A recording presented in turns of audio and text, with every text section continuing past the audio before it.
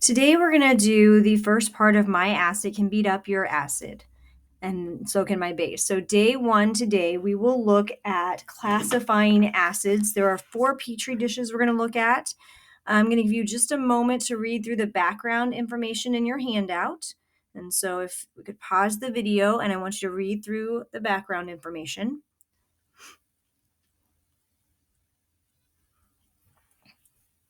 So in part A, we're going to classify acids. And so there are, like I said, 4 Petri dishes we'll look at today. The first Petri dish is over here. So we're using models to look at how to classify an acid. If you look at this Petri dish, it has red and blue beads in it. Some of them are connected and some of them are not. I do want to start by letting you know that this is a monoprotic acid.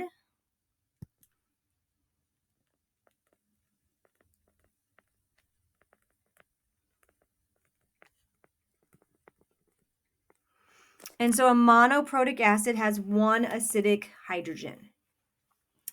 So if we look at our model, like I said, we have red beads and we have blue beads.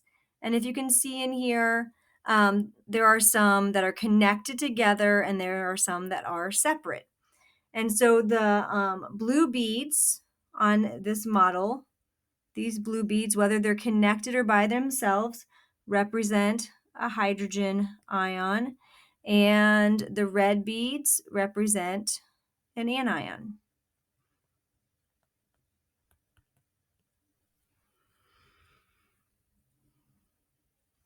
So for this acid, looking at our formula here, the blue bead represents a hydrogen ion. And then the rest of this would be our anion, the C2H5COO minus.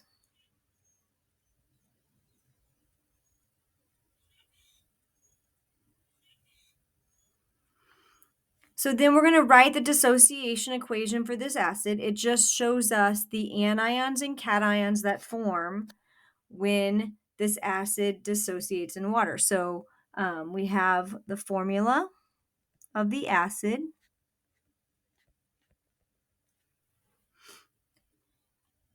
And so we have a double arrow, which means it's reversible. We learned that back in chapter 17 and 18.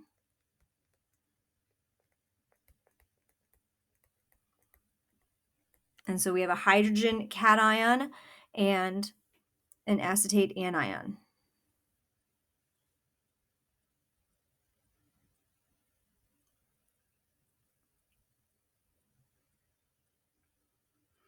And so what we're going to do next is go back to our Petri dish, and we're going to look at how many of the 10 acid molecules are whole molecules and how many of the acid molecules are broken into ions, and then determine the percent that are whole acid and the percent that are broken into ions.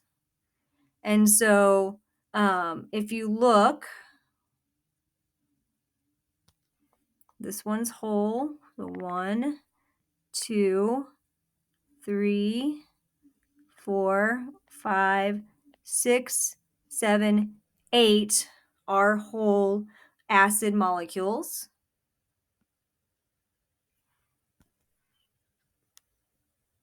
And so 8 divided by 10 times 100 would be 80%. And then if you look at broken into ions, you would have, do a different color here. So you would have, these are broken into ions here, and then you have this one broken into ions. You would have 2 anions and 2 cations. So 2 are broken into ions.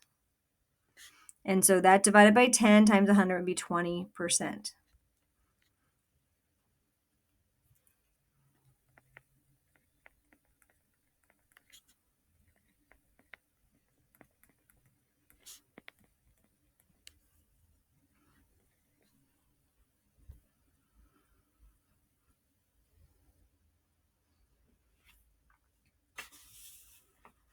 So that's our first Petri dish, our first model of an acid.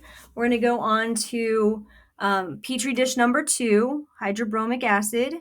And for this one, again, it's monoprotic, one acidic hydrogen.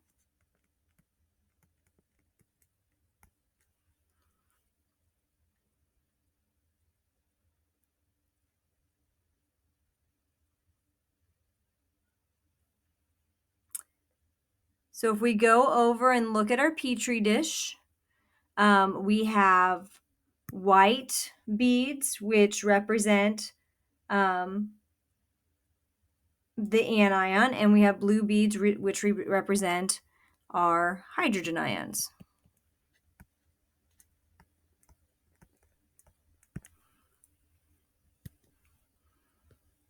And so for this example, the blue beads represent a hydrogen ion, and then the anion would be the bromide anion.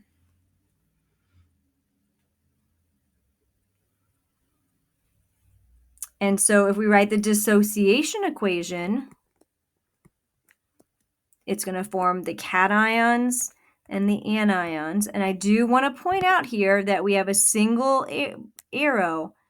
So this reaction goes to completion. This is different from the Petri dish number 1, where we had a reversible reaction.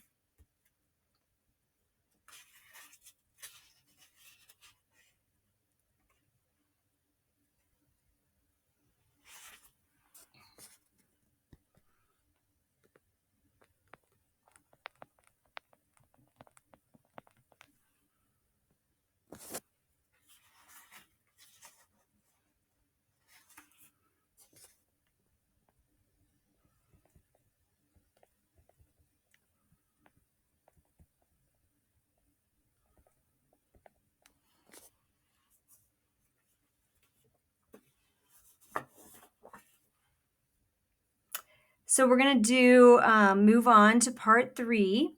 We're going to look at our picture again, our model of our acid, and look at out of 10 molecules, how many are whole and how many are broken into ions. So for this one, if you notice, we only have 1 whole.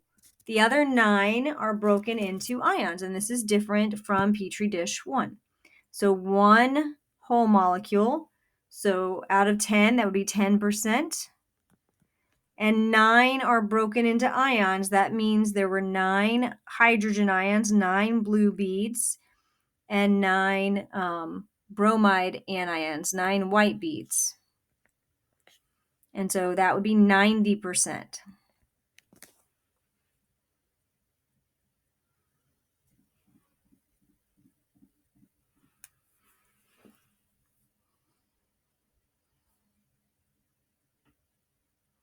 So we have one model where you have few ions in solution, and we have another model where you have lots of ions in solution. We're going to look at Petri dish number 3 next, and this one is a diprotic acid. If you look at the number of hydrogens here, it's diprotic because there are 2 acidic hydrogens.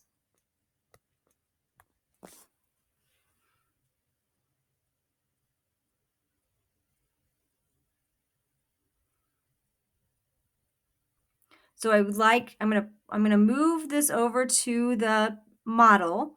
I want you to pause the video for a minute, and I want you to fill in the questions for Petri dish number 3. Pause the video, answer those questions. You can think about it, pair up with the person next to you, share your answers, and then after about 5 minutes, you can restart the video, and we'll go over these questions. So do this part on your own for a moment.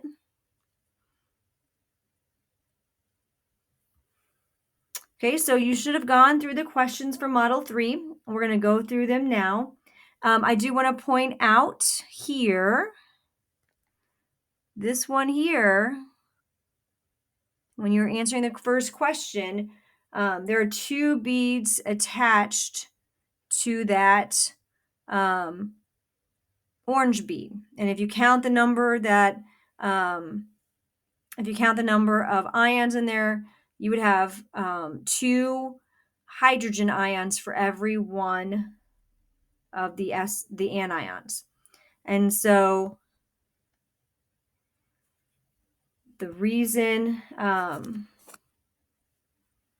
is because there are 2 hydrogen ions.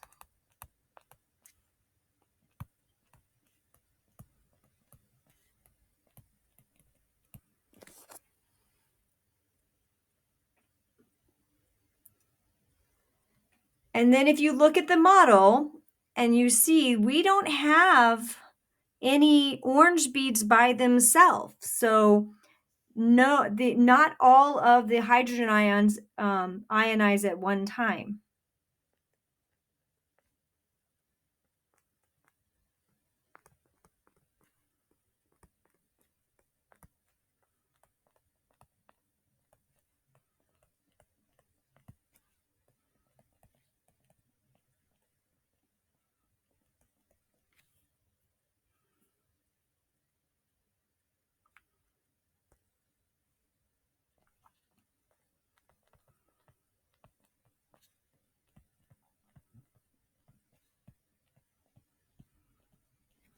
So the blue bead, as for all of these, represents the hydrogen ion.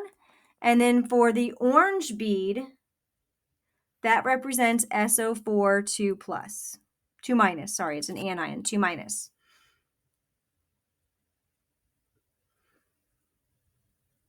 And so for a diprotic acid, only one hydrogen ion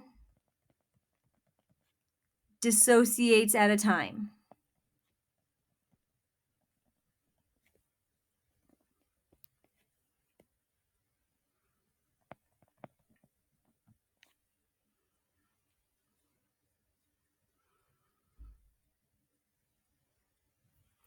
And so if you write the dissociation equation for this, you're going to have one hydrogen ion by itself, the blue beads that were by themselves, and then that's going to leave HSO4. And since you lost a hydrogen ion and we're neutral on the left-hand side, on the reactant side, we have to be neutral on the product side, it's HSO4 minus.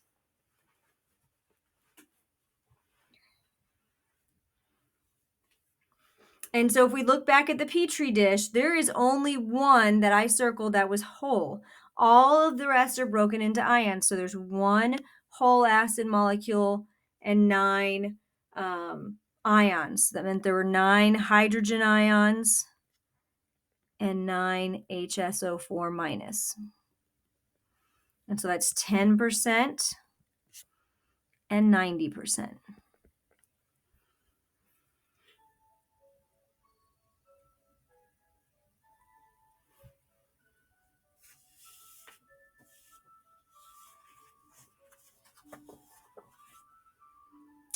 So now I'm going to have you look at Petri dish number 4. There's one hydrogen ion, so it's a monoprotic acid.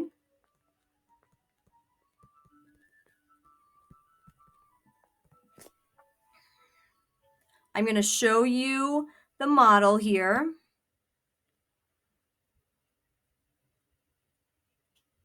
And I want you to answer the questions for Petri dish number 4. Again, you can think about it, pair up with someone next to you. You don't need to get out of your desk, and then share your answers.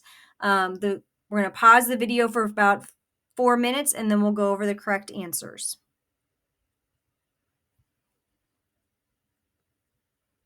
Okay, so you should have answered the questions in the packet for Petri dish number 4. And so the blue bead represents the hydrogen ion. The red bead represents the anion. And so this dissociates into hydrogen ions and fluoride anions. And again, I do want to point out that this is a double arrow, which means it's reversible. And I don't know that I highlight. So in Petri dish 3, It's a single arrow, so it just goes in the forward direction. If you look back at the model, we can see, I'm going to circle the whole acid molecules, 1, 2, 3, 4, 5, 6, 7, 8, 9. So there are 9 whole acid molecules.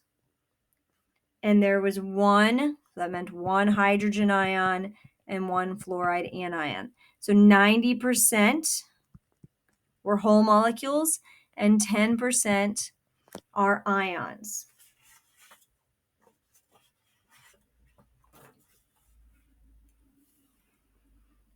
So we've gone through 4 models of acids.